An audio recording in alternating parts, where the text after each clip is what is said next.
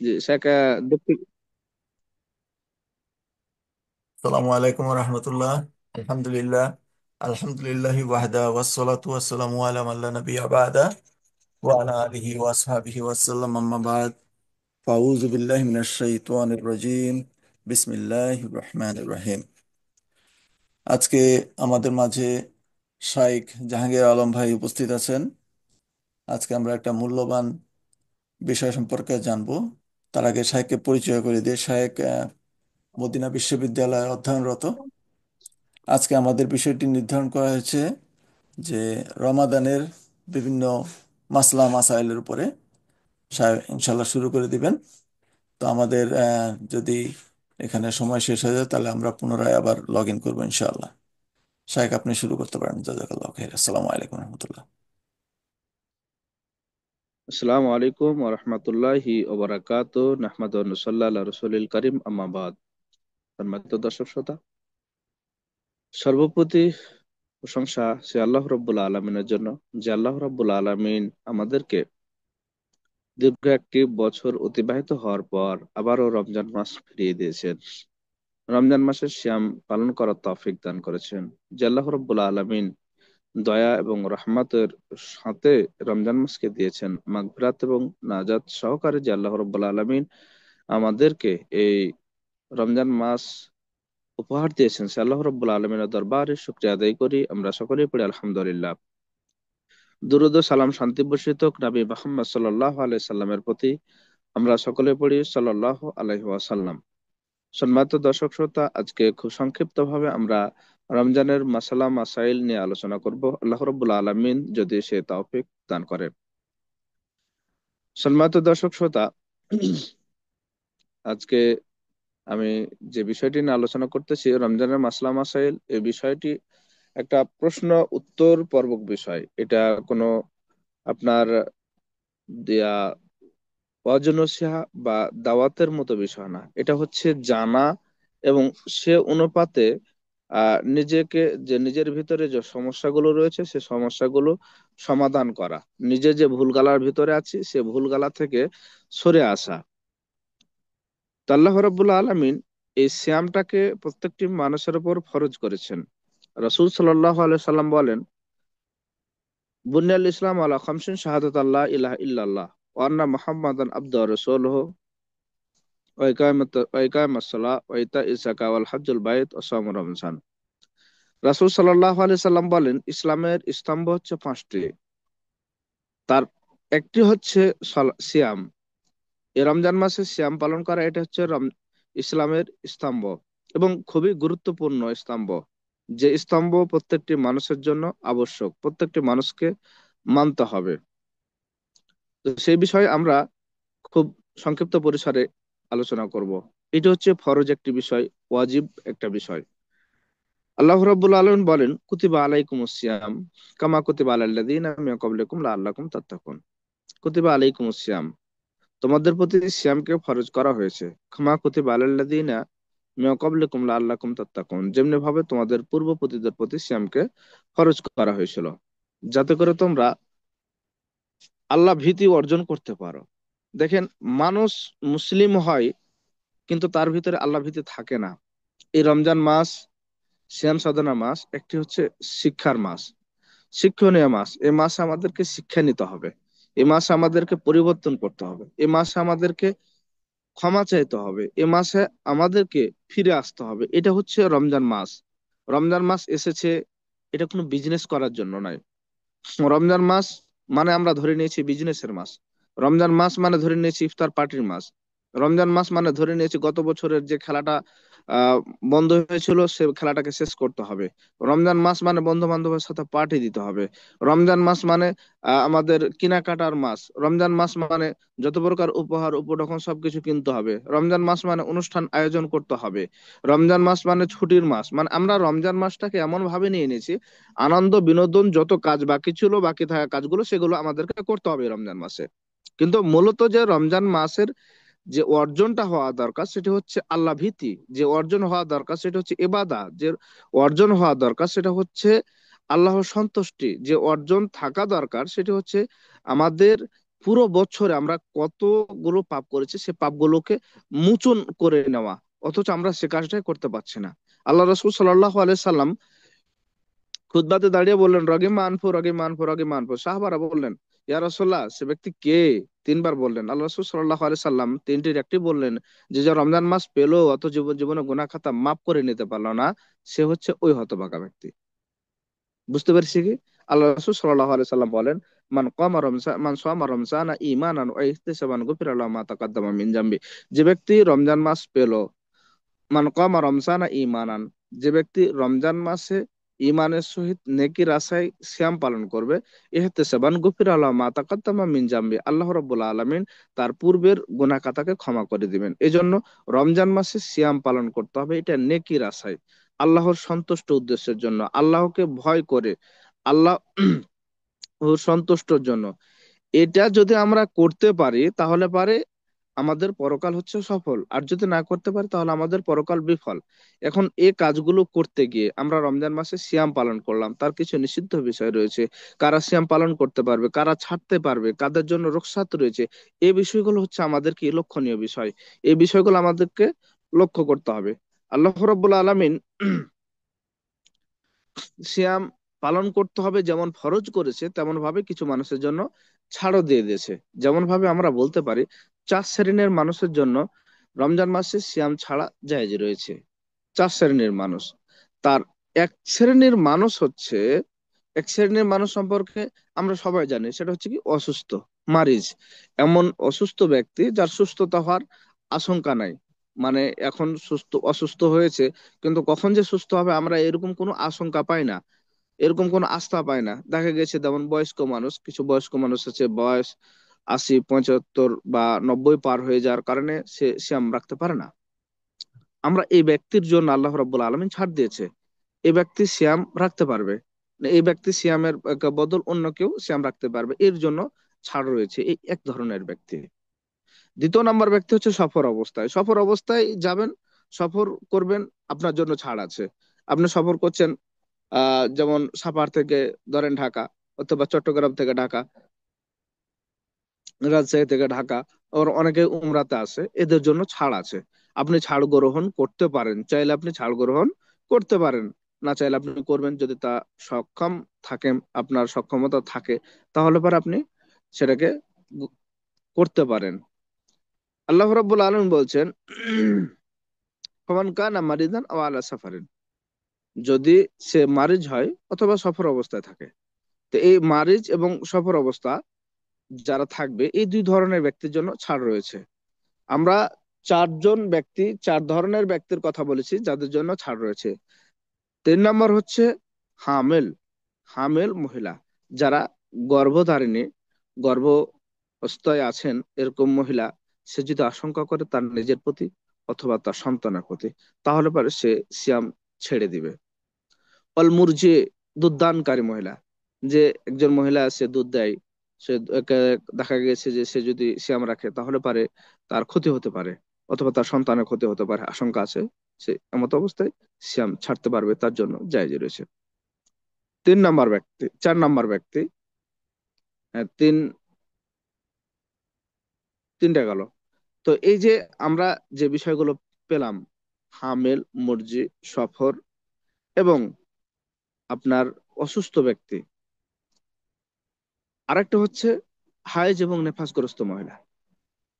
হায়েজ এবং নেফাসগ্রস্ত মহিলা, এদের যদি হায়েজ থাকে কোনো মহিলা, তাহলে পারে যে সমস্ত দিনগুলোতে হায়েজ থাকে, এই সমস্ত দিনগুলোতে সিয়াম ছেড়ে দিবে, সে সিয়াম পালন করবে না, এটা তার জন্য রুখসাত রয়েছে, এটা তার জন্য ছাড় রয়েছে। এজন্য আমাদেরকে এই জিনিসগুলো লক্ষ্য করতে হবে। নেফাসগ্রস্ত মহিলা, সে তার শ্যাম ছাড়তে পারবে, তার জন্য শ্যাম ছাড়া জায়েজ রয়েছে। সম্মানিত দর্শক শ্রোতা, আমাদেরকে এই বিষয়গুলো লক্ষ্য করতে হবে, তাহলে পরে আমরা যে 4টি বিষয় পেলাম, সে 4টি বিষয়ের ভিতরে 4টি বিষয় আবার বাড়তে বাড়তে বেশি হয়ে যায়। তো এই বিষয়গুলো আমরা যদি লক্ষ্য করি, যে কোনো ব্যক্তি যদি এরকম অবস্থায় থাকে, কোনো ব্যক্তি অসুস্থ, কোনো ব্যক্তি সফর অবস্থা আছে, কোনো মহিলা হায়েজ হয়েছে অথবা নেফাস হয়েছে, এরকম যদি অবস্থা চলে আসে, তাহলে পারে এরকম অবস্থাতে, অথবা দুধদানকারিণী মহিলা, হ্যাঁ, এরকম অবস্থাতে, তাহলে পারে তারা সিয়াম ছেড়ে দিবে, সিয়াম ছাড়তে পারবে, তাদের জন্য সিয়াম ছাড়া জায়েজ রয়েছে। আমাদেরকে এই বিষয়গুলো লক্ষ্য করতে হবে। এছাড়াও আরো বিষয় রয়েছে, যেমন ভাবে সিয়াম যদি না ছাড়ে, সিয়াম ছেড়েছি কিন্তু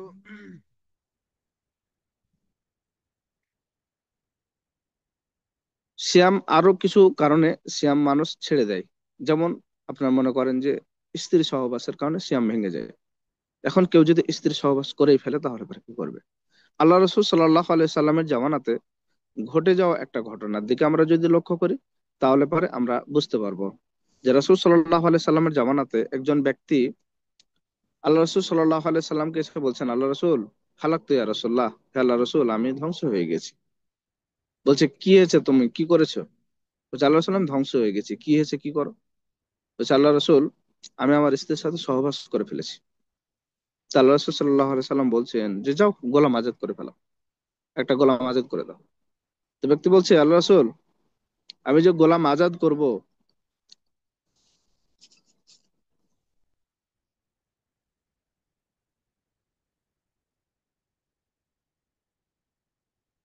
বলছে আল্লাহ রসুল, আমি যে গোলাম আজাদ করব এটা তো আমার কাছে নাই। তখন রাসূল সাল্লাল্লাহু আলাইহি সাল্লাম বলছেন যে তুমি ধারাবাহিক ভাবে 2 মাস সিয়াম পালন করো। তো তিনি বলছে, আল্লাহ রাসূল, যে আমি 2 মাস সিয়াম পালন করব কিভাবে, আমি সক্ষম না। মানে 1 মাস সিয়াম পালন করতে তো থামতে পারছে না, তো 2 মাস সিয়াম পালন করবে কিভাবে? এটা খুব স্বাভাবিক একটা বিষয়। তো প্রশ্ন চলেই আসে, 2 মাসের কোনো অপশনই নাই। তা আল্লাহ রাসূল সাল্লাল্লাহু আলাইহি সাল্লাম বলছেন যে যাও, 60 জন মিসকিনকে খেতে দাও। সে বলল, আল্লাহ রাসূল, 60 জন মিসকিনকে কি খেতে দেবো, আমার তো খাবার নাই। তো বলছে আল্লাহ রসুল চুপে গেছে, আর কিচ্ছু বলার নাই। তো যখন সাদকার কিছু খাজুর আসলো, আল্লাহ রসুল সাল্লাহ আলাই সাল্লাম এক ঝুড়ি খাজুর দিয়ে ওকে বলছে যে যাও, এটা তুমি গরিব মিসকিনদের মধ্যে বিলিয়ে দাও। তিনি বলছেন যে আল্লাহ রসুল, আমি গরিব মিসকিনদের মধ্যে বিলাবো? আমার চেয়ে তার গরিব মিসকিন কেউ নাই। তো বলছে, যাও, তুমি তোমার পরিবার নিয়ে খেয়ে নাও। বুঝতে পেরেছেন কি? তো এই যে এখানে আমাদের শিক্ষণীয় বিষয় হচ্ছে যে আমি যাই করি না কেন আমাকে কাফফারা দিতে হবে। তো সিয়াম যদি কোনো ব্যক্তি ছেড়ে দেয় ইচ্ছাকৃত ভাবে, তাহলে পরে তার প্রথম পয়েন্ট হচ্ছে গোলাম আজাদ করতে হবে। গোলাম আমাদের বাংলাদেশে নাই। দ্বিতীয় নম্বর হচ্ছে 2 মাস সিয়াম পালন করতে হবে। সে যদি সক্ষম হয় তাহলে তো আলহামদুলিল্লাহ, যদি না হয় তাহলে পরে তাকে 60 জন মিসকিনকে খেতে দিতে হবে। এটাই হচ্ছে তার জন্য কাফফারা।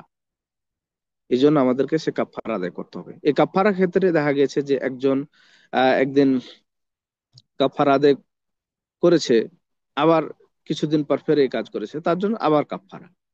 আবার ধরে নিয়েন না যে 1 মাসে একবার যদি সহবাস করে তারপরে কাফফারা দেয়, তাহলে পরে পুরো মাসে মনে হয় এভাবে চলবে, এরকমটা কেমন ভাবে ধরে নেওয়ার চিন্তা ভাবনা করেন না। এই জন্য আমাদেরকে এই ছোটখাটো বিষয়গুলো আমাদেরকে জানতে হবে। এগুলো হচ্ছে জানা খুবই জরুরি। আর একটি বিষয় হচ্ছে, রমজানের সাথে সংশ্লিষ্ট একটি বিষয় হচ্ছে সলাতুত তারাবি। সলাতুত তারাবি নিয়ে অনেক সময় আলোচনা হয়, আমরা সেদিকে আলোচনায় যাব না, তারপর একটি না বললে নয়। আল্লাহ রাসূল সাল্লাল্লাহু আলাইহি সাল্লাম বলেন, মান কামা রমজানা ঈমানান ওয়া ইহতিসাবান গুফিরা লাহু মা তাকাদ্দামা মিন জামবি। আগের হাদিসের মতে, যদি আপনি রমজান মাসে সালাত আদায় করেন, কিয়ামুল লাইল পালন করেন, নেকির আশায়, ঈমানের সহিত, সওয়াবের আশায়, আল্লাহ রাব্বুল আলামিন আপনার গুনাহ খাতাকে মাফ করে দিবে। কিন্তু আসলে আমরা কি সওয়াবের আশায় কাজগুলো করতে পারছি? আমরা যতটা না সওয়াবের আশায় কাজ করি।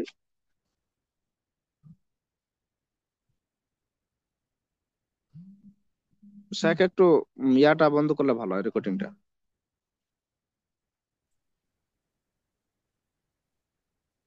তো আমরা সেই সলাতুত তারাবি নিয়ে খুব সংক্ষিপ্ত ভাবে কিছু কথাবার্তা বলবো। যে এই যে সলাতুত তারাবি নিয়ে আমরা গন্ডগোল, মারামারি, ফাটাফাটি সবকিছু করেই ফেলছি। ভাই, আমাদের বাংলাদেশে যেভাবে সলাতুত তারাবি আদায় করা হয়, যেভাবে সলাতুত তারাবি পড়া হয়, আসলে এটা সলাতুত তারাবির নিয়ম না। এটা হচ্ছে সলাতুত তারাবিকে নিয়ে ফাইজলামি করা। সলাতুত তারাবিকে নিয়ে ফাইজলামি করা ছাড়া আর কিছু না।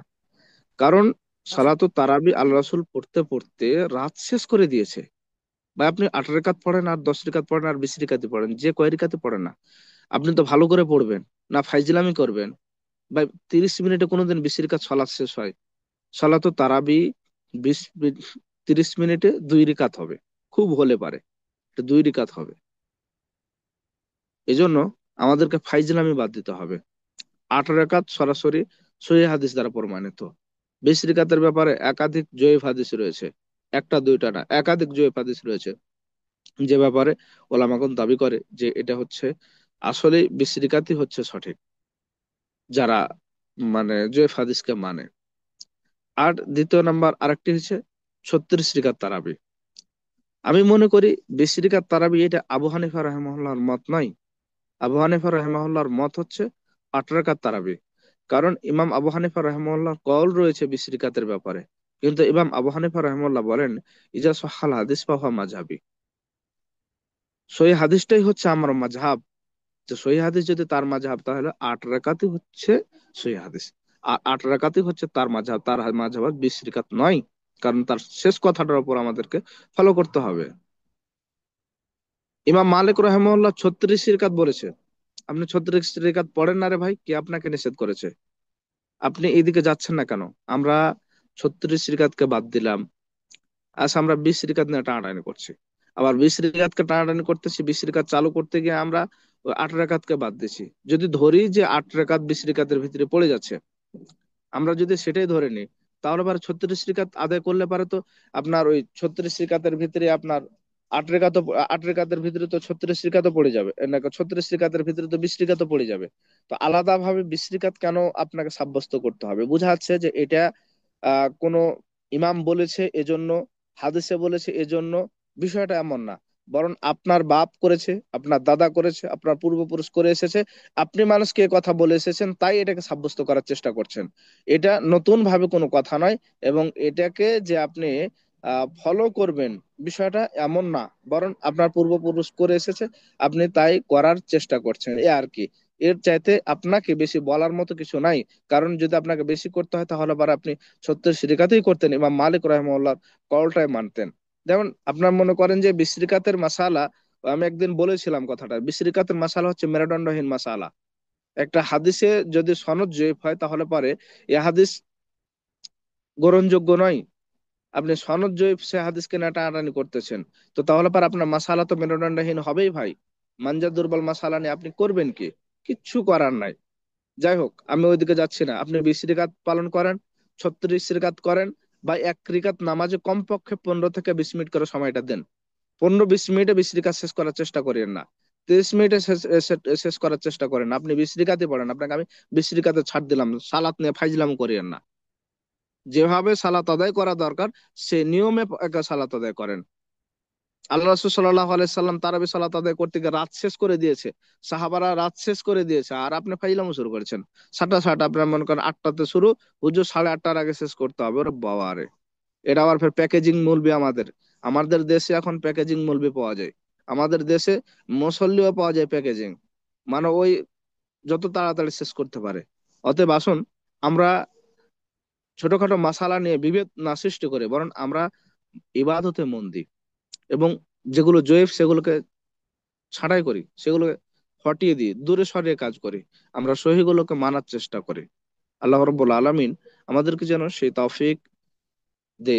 আল্লাহ রব্বুল আলামিন আমাদেরকে যেন সেই মন মানসিকতা দেয়। আল্লাহ রব্বুল আলামিন আমাদেরকে যেন সঠিকটা জানার এবং বোঝার তৌফিক দান করে। আমরা সকলে পড়ি আল্লাহুম্মা আমিন।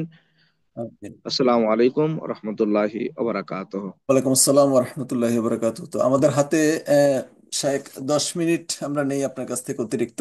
এই 10 মিনিটের মধ্যে আমরা শেষ করি। সেই 10 মিনিটের মধ্যে আমাদের ইনশাল্লাহ শেষ হয়ে যাবে। আমাদের এখন প্রশ্নোত্তর পর্বে যাই।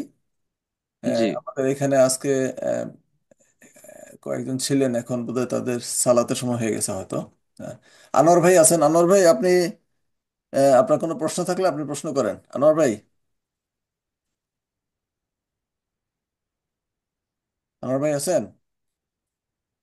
আচ্ছা, শাহেক উনি বোধহয় ব্যস্ত আছেন। আমি একটা প্রশ্ন করি শাহেক। জি, আহ, অবশ্যই।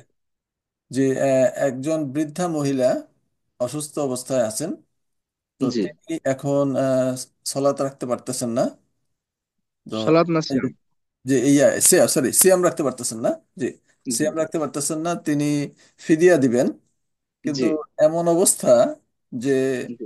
তার রান্না বাড়া করে, বা সে সে তার ছেলে বা তার ফ্যামিলিতে রান্না বান্না করে আম, তারপরে এই যে মিসকিনকে খাওয়ানোর এই সুযোগটাও নাই, এমন একটা অবস্থা আর কি। জি মানে জি সেই অবস্থা হইলে যেমন ফিদিয়া আদায় করতে পারতেছে না, যেমন একজন মিসকিনকে এই 30 দিন খাওয়ানো অথবা 30 জন মিসকিনকে একদিন খাওয়ানো, দুইটাই তার জন্য একটু অসম্ভব হয়ে যাইতেছে। তো এই জি ক্ষেত্রে বিকল্প ফিদিয়া কি আর কিছু আছে কিনা স্যার, এটা জানার জন্য। জি, অবশ্যই। আপনার মনে করেন যে আমাদেরকে সর্বপ্রথম যে পদ্ধতিটা অবলম্বন করতে হবে সেটা হচ্ছে খাবার দিতে হবে। এখন আমরা দেখছি যে আমরা খাবার দিব বলতে আমরা যদি ধরে নিই যে আমরা আহ রুটি দিই অথবা ভাত দিই অথবা যে কোনো জাতীয় খাবার, যে ধরনের আমরা খাবার খাই রাত্রে বেলা, আমরা সে খাবারটা দিব। তো সে খাবারটা আমার দেওয়ার অপশন নাই, জি তখন জি আমাকে তার বিপরীত পন্থা অবলম্বন করতে হবে যে আমি যে জিনিসটা দিলে পারে সে খাবার তৈরি করে খেতে পারবে। ধরুন চাউল, এটা সচরাচর দেওয়া যায়।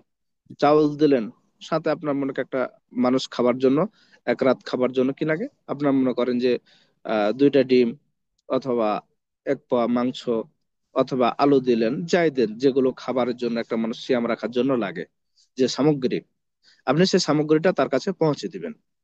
তাহলে পারে হলো কি যে আপনি খাবার না দিলেও যে জিনিস থেকে খাবার তৈরি হবে সেই জিনিসটা দিলেন, ফলে সে খাবার তৈরি করে খেতে পারবে। এটা আপনার পক্ষ থেকে আদায় হয়ে যাবে।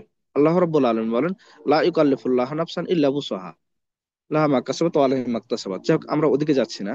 তো কোন নাফসের উপর আল্লাহ রাব্বুল আলামিন শরীয়তের বিধানকে চাপিয়ে দেয়নি। শরীয়তের বিধান হচ্ছে সাহাল, সহজ। আমরা যত সহজ ভাবে মানতে পারবো, যেটা আমার দ্বারা সম্ভব না সেটা আমার উপর চাপিয়ে দেওয়া হয়নি। বুঝতে পেরেছি কি? জি শেখ। এজন্য আমার সক্ষমতা অনুযায়ী আমাকে মানতে হবে, আমার সক্ষমতা অনুযায়ী চেষ্টা করতে হবে। আমি তো চেষ্টা করেছিলাম দেওয়ার, কিন্তু আমি দিতে পারিনি, সক্ষম নই আমি। তাহলে আবার আমার কি করতে হবে? যেটা আমি দিতে সম্ভব, আমি চাউল দিতে সম্ভব, আমি চাউল দিয়ে দিব। চাউলের সাথে আরো খাবার যেটা দিতে সম্ভব সেটা দিব। আবার দিতে যে আবার ফের একসাথে, এখনো রমজান মাস শেষ হয়নি আর আমি 30 দিনে দিয়ে দিয়েছি আগাম, এটা না। আজকে যে সিয়ামটা পালন হয়েছে সে সিয়ামেরটা পার হয়ে গেছে, এটা কালকে দিয়ে দিবেন, কারণ আপনি পারছেন না। হ্যাঁ, তা আপনি কালকে দিয়ে দিবেন কাউকে যে করে নিও। অথবা আপনি দেখতে পাচ্ছেন আশঙ্কা আছে যে আগামী কালকে আমি করতে পারবো না, তো সেটা দিতে পারেন, কিন্তু পরে এক পার হওয়ার পরেই দেওয়া ভালো। কারণ সিয়াম না পার হওয়ার আগে আপনার উপর ফরজ হয় না, আপনি আগে কেন দিবেন? রাতে যদি আপনি মারা যান, বিষয়টা আশা করি বুঝতে পারছেন, জি যে জি আপনি শেখ। দেখা গেল রাতে মারা গেলেন, আপনার উপর তো তখনও ফরজ হয়নি। জি। আর যখন আপনার দিন পার হয়ে যাবে কালকে, তখন আপনি পরের দিন তাকে কি দিয়ে দিবেন? ফিদিয়ে দিয়ে দিবেন। তাহলে পার হয়ে গেল, আপনার পক্ষ থেকে আদায় করা হয়ে গেল। আশা করি বিষয়টা বুঝতে পেরেছেন। জাজাকাল্লাহ খায়ের, জি শেখ, বুঝতে পারছি। আনোয়ার ভাই আর প্রশ্ন আছে আপনার? আনোয়ার ভাই, আনোয়ার ভাই আনমিউট করেন।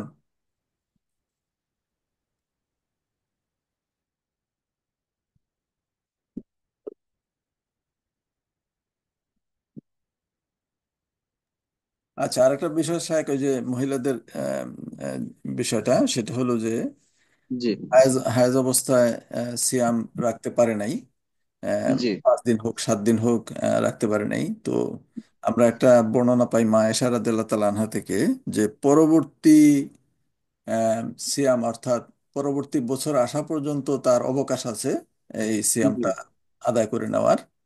তো জি যেহেতু শাওয়ালের সিয়াম এসে যাচ্ছে এর পরের মাসেই, তো জি শাওয়ালের সিয়ামটা আগে রাখবি না এই কাজা সিয়ামটা আগে পুরা করবে, এই বিষয়ে কোনটা হলে উত্তম হয় শেখ? জি, জাযাকাল্লাহ খাইর। জি, অবশ্যই এটা খুব গুরুত্বপূর্ণ একটা প্রশ্ন, যে কোনটা আগে রাখবে। বিষয় হলো যে এখানেও ছাড় রয়েছে, এখানেও ছাড় রয়েছে। কারণ আমি যখন সিয়াম আদায় করব, একটা হায়েজা মহিলার জন্য আমি আলোচনার ভিতরেই বলেছি যে যে সমস্ত ব্যক্তি সিয়াম মানে না রাখতে পারে, তথা সিয়াম যাদের জন্য ছাড় রয়েছে, তাদের মধ্যে একটা হচ্ছে হায়েজ এবং নেফাসগ্রস্ত মহিলা। তো একটা মহিলার হায়েজ চলে এসেছে, রমজান চলাকালীন অবস্থাতে হায়েজ চলে এসেছে, তাহলে পরে কি করবে? সে 6টা সিয়াম ছেড়ে দিবে বা 7টা সিয়াম ছেড়ে দিবে। তখন শাওয়াল মাসের সিয়াম চলে এসেছে, এমত অবস্থায় কি করবে? শাওয়াল মাসের সিয়াম আগে পালন করবে না ফরজটা আগে পালন করবে? তো আপনি যদি মনে করেন যে আমি ফরজ সিয়ামটা, তথা আপনি বলতে যে সিয়াম ছেড়েছে, আমি তার কথা বলতেছি, যে যদি সে মনে করে যে আমি আগে ফরজ সিয়াম পালন করতে পারবো, তারপরে আমি নফল সিয়াম পালন করতে পারবো, সেটা যদি সে সক্ষম হয়, তাহলে পারে সে আগে ফরজটাকে পালন করে নিয়ে তারপরে নফল সিয়ামটাকে রাখবে, শাওয়াল শাওয়াল মাসে যে 6টি সিয়াম সেটি। আর যদি দেখা যায় যে না, আমার দ্বারা সক্ষম হচ্ছেন, আমি 6টা সিয়ামই রাখতে পারবো, তাহলে পারে, যেহেতু সেটা তার জন্য ছাড়ি দেওয়া হয়েছে, বুঝেন কথাটা, যেহেতু সেটা তার জন্য ছাড়ি দেওয়া হয়েছে, আল্লাহ রাব্বুল আলামিন তার জন্য ছাড় দিয়েছেন, সেহেতু সে ফজিলতপূর্ণ যে ইবাদতটা সেটাকে গ্রহণ করে নেবে, তথা নফল সিয়ামটাকে পালন করে নেবে। আর ফরজ সিয়ামটা তার জন্য ছাড় রয়েছে, উনি যখন ইচ্ছা বছরের যে কোনো জায়গাতে পালন করে নেবে। তবে চেষ্টা করতে হবে যতদূর সম্ভব এই কাজাটাকে পালন করে নেওয়া। দেখা গেছে আমি কাজা মাথায় করে নিয়ে ঘুরে বেড়াচ্ছি, মারা গিয়েছে হঠাৎ করে, তখন কি করবেন? এর জন্য আপনাকে জবাবদিহি করতে হবে। অথবা আপনার যারা আত্মীয় স্বজন রয়েছে তারাকে পালন করতে হবে। এখন দেখা গেলো তারা যদি না পালন করে, তাহলে পর আপনি কি করবেন? এজন্য এই বিষয়ে দুটোই ছাড় রয়েছে।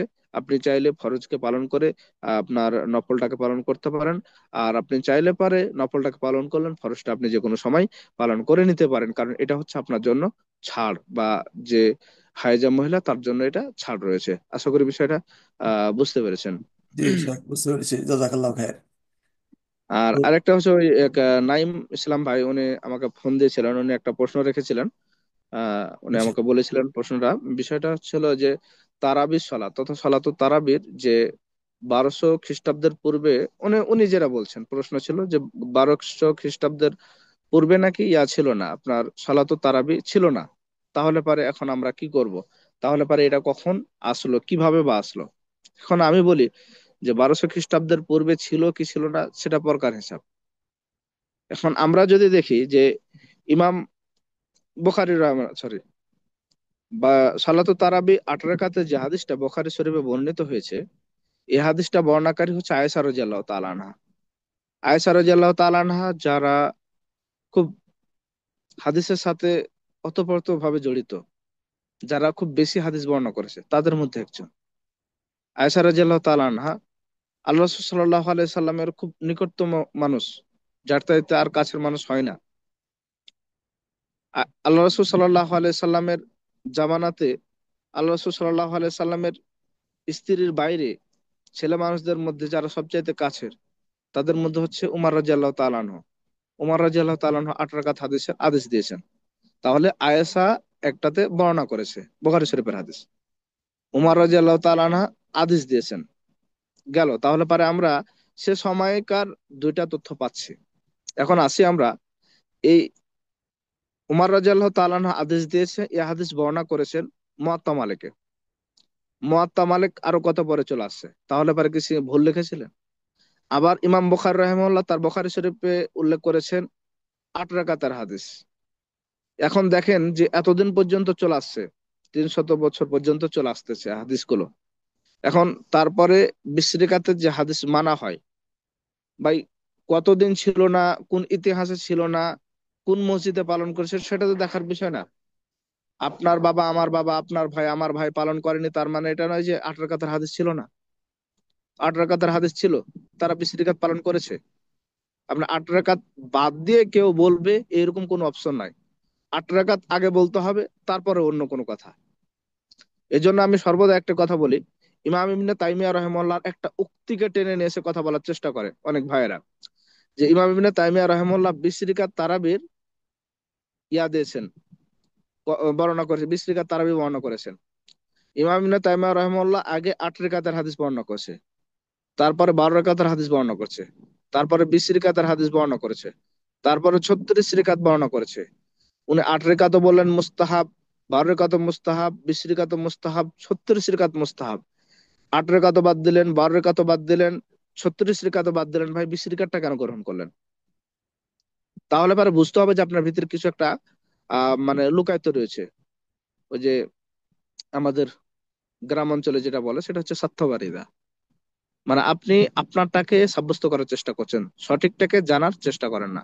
এই জন্য আমি শেখ, প্রত্যেকের প্রতি শেখ, আমাদের ইয়েটা বন্ধ হয়ে যাবে তো আমরা আবার ঢুকবো।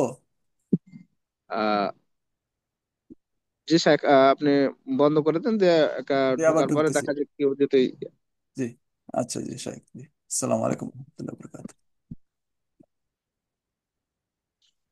ও আপনার, সরি শেখ, আপনি কন্টিনিউ করতে পারেন, 2 মিনিট আছে, 2 মিনিট আছে শেখ। তো আমরা এভাবে আমাদের অনেক সময় দেখা যায় যে মানে মানুষ কিছু নিজের স্বার্থের জন্য অথবা নিজের মাসালাটাকে ঠিক রাখার জন্য আমরা অনেক সময় অনেক রকম ফতোয়া দিয়ে রাখি, আমরা মানুষের ভেতরে বিভেদ আমরাই নিয়ে আসছি। ভাই মানুষের ভিতরে বিভেদ না নিয়ে আসি, আমরা সঠিকটা জানার চেষ্টা করি, যেটা সঠিক সেটা মানবো। যেটা সঠিক সেটাকে আপনি কোনোদিন গোপন করে রাখতে পারবেন না, কখনো না, কোনোভাবেই সম্ভব না। তাই আসি, আমরা সঠিক বিষয়গুলোকে জানার চেষ্টা করি। আল্লাহ রাব্বুল আলামিন আমাদেরকে যেন সে তৌফিক, সেই ইচ্ছা এবং সেই মন মানসিকতা দান করে। আমরা সকলে পড়ি আল্লাহ আমিন। আসসালামু আলাইকুম। শেখ, বিষয়টা আমরা এখান থেকে বের হয়ে যায়, তারপরে যদি ইয়া থাকে তাহলে পরে নতুন ভাবে আবার ইনশাল্লাহ। বের হয়ে যাবে, কারোর প্রশ্ন থাকলে পরে সেখান থেকে তখন শুরু করবো। জি জি শাইখ, জাযাকাল্লাহ খাইর। সুবহানাকাল্লাহুম্মা ওয়া বিহামদিকা আশহাদু আল্লা ইলাহা ইল্লা আনতা আস্তাগফিরুকা ওয়া আতুবু ইলাইক। জি, আমরা আমাদের সেশনটা শেষ হইতেছে, আমরা দ্বিতীয় পর্বে ঢুকবো ইনশাল্লাহ।